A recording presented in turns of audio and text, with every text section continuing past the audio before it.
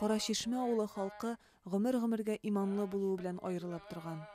Бүген дә мәчеттә 5 вакыт намазга чакырып азан яңгырый.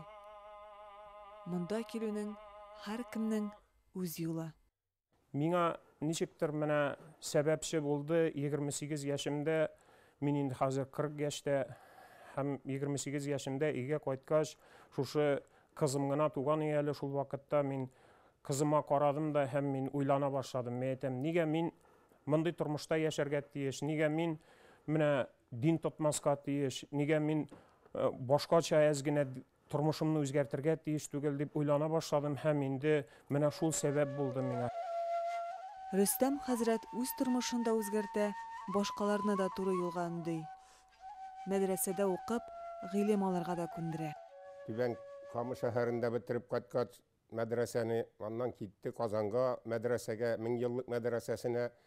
Шунда барып укып кайткач, безне дә инде башкадаларга кыстарга тынды, инде гыйлем алырга кирәк, барыбызга да гыйлем алсаң әйбәт була дип инде. Менә шулай иттереп, ул кайтып инде безне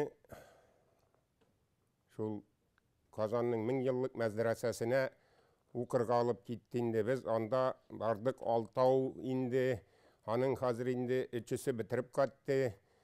7 икән, әле без 4-без калдык инде хәзер, 4-без шул Ильяс хәзрәтнең 1000 еллык мәдрәсәсендә укыйбыз инде.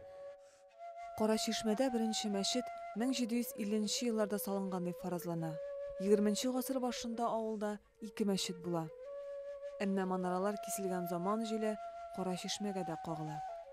Авылда 2 мәчет булды һәм аның берсе урынында менә 93 елда, хәтерем ялгышмаса, менә бу мәчет салынды һәм инде икенчесенең анда урыны да юк диергә була һәм инде менә шушы авыл халкының көче белән шул мәчетебез салынды, әлхәмдүлилләh. Һәм инде менә бүгенге көндә күрәсез, бу мәчетебез ремонтланды һәм ремонтланды ничек бер тин акча түләмичә. Менә шул кардәшләребез кайтып, безгә булышып һәм авыл яшьләре аларны җыеп әйткәч, мен әйтәм, Аллаһ ризалыгы өчен шушы мәчетне ясый әле дигәч, алар бер тин акчасызга, бер бушка Аллаһ ризалыгын өмет итеп шушы мәчетебезне ясап бирделәр, әлхәмдүлилләh. Көн сайын яңгыраучы азан авылның һәр почмагына барып җитеп, һәркемнең күңеленә үтеп кереп, бу авылны нурлы итә.